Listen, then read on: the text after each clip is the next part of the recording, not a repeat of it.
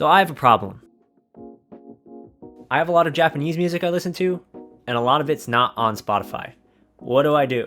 I can go to SoundCloud, where maybe the music I'm listening to there isn't exactly from the artist that I'm trying to support. Or I can buy the CDs myself. At Tower City Records, there's a collections of like hundreds and hundreds of CDs of bands that I thought were like my personal favorite, like, oh man, nobody knows about these. And then when I get there, they were actually really super popular. So I'm gonna pull out a CD that's my favorite.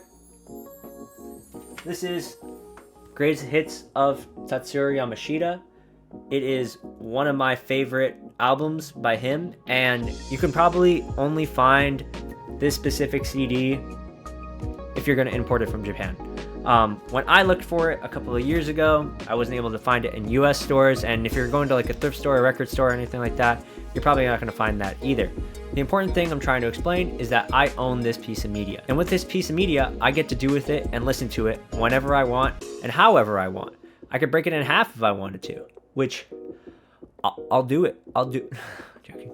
I think it's been said time and time before, but with streaming platforms and streaming wars and companies continuously fighting over the rights to content and different things like that, I feel like it's really important as a consumer to be aware of when it's worth to buy something on your own, or maybe when it's worth to like save it and like have it as your own. I'm not advocating piracy here in this video. I just want to explain that owning physical media has its benefits, and I'm going to talk a little bit about them today.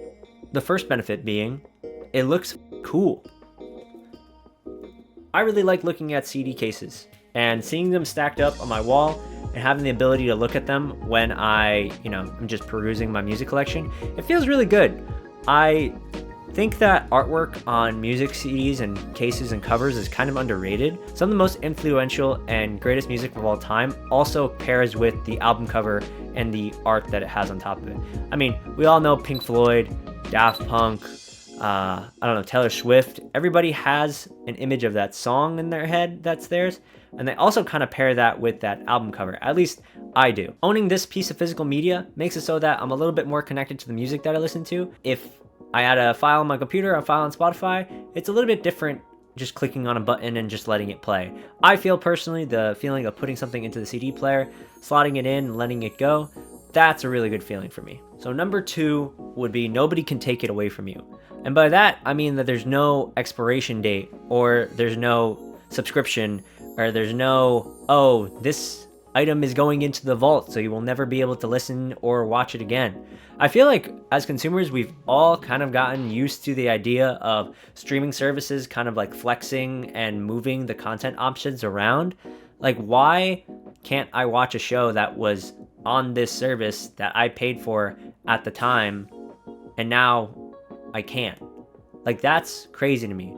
When stuff like that happens on Netflix or something, streaming services that my parents pay for, I am going out of my way to look up that thing online. My lawyer called and told me that I'm actually not allowed to say that. So what's another word for pirate? I watch it with a friend who has access to that thing. Essentially what I'm trying to say is, by owning the physical media, nobody can take it away from you. I feel like a lot of people don't really value this anymore, especially in 2024, but people used to own things, and people used to just own them forever, and companies wouldn't sell your data and steal information off of how much you watched that thing or what you did with the thing. It was just yours, and I feel like there was a time where that was normal, but not today apparently. And then number 3, it's kind of an investment. I originally was like, oh man, vinyl records are so cool, but I can never freaking afford them. They're like $40, $50 sometimes, and they can get way up there, especially if you're looking at those special edition specific vinyls with like, the different production style or something like that.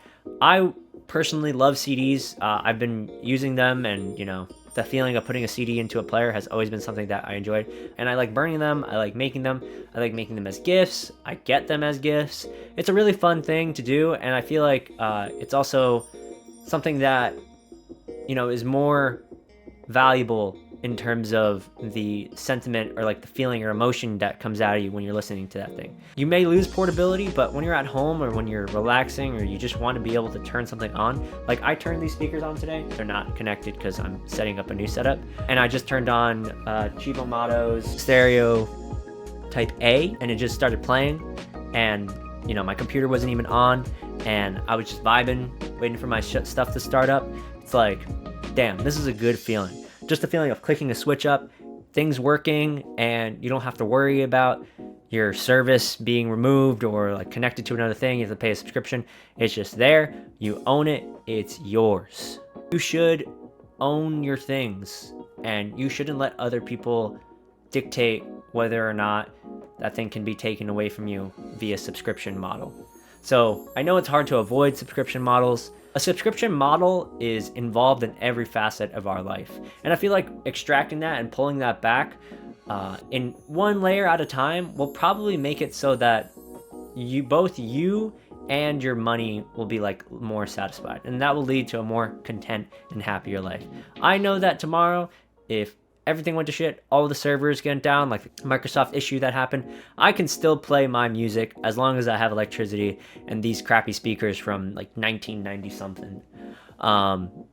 But like that's really important to me. And obviously, you know, you could probably be somebody who collects CDs or collects vinyls or collects anything physical, and you can write in the comments if you want that I'm wrong, that, you know, more and more people are going to this trend. Please do. I'd love to talk about it in the comments.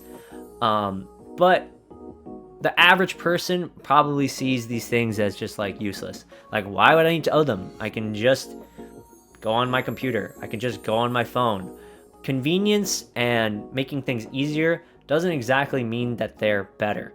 So the more convenient it is, the more it kind of infringes on something else. There has to be some sort of sacrifice being made in order for that thing to be convenient. Take Japan, for example. A lot of things there are convenient, but also the work culture is super, super hardcore because they need those things to be super convenient. So that means that people stay really long hours to work and, you know, dial in specifically that thing that needs to get done so that thing can be convenient. That's just an example. I'm not knocking Japan or anything like that, but with anything, there's some give and take. So the conclusion to this video is own your stuff. I feel like if you have a hobby or a passion that you enjoy, you should definitely go out and buy the specific thing that you want or need and keep it close to you.